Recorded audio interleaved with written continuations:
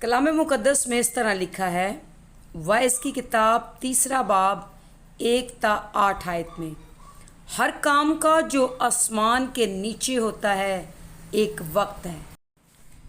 पैदा होने का एक वक्त है और मर जाने का एक वक्त है। दरख्त लगाने का एक वक्त है और लगाए हुए को उखाड़ने का एक वक्त है। मार डालने का एक वक्त है और शिफा देने का एक वक्त है। ढाने का एक वक्त है और तामीर करने का एक वक्त है। रोने का एक वक्त है और हंसने का एक वक्त है। गम खाने का एक वक्त है और नाचने का एक वक्त है। पत्थर फेंकने का एक वक्त है और पत्थर बटोरने का एक वक्त है।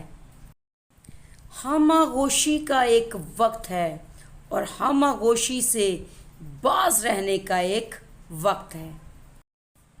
हासिल करने का एक वक्त है और खो देने का एक वक्त है। रख छोड़ने का एक वक्त है और फेंक देने का एक वक्त है। फाड़ने का एक वक्त है और सीने का एक वक्त है। चुप रहने का एक वक्त है और बोलने का एक वक्त है। मोहब्बत का एक वक्त है और अदावत का एक वक्त है।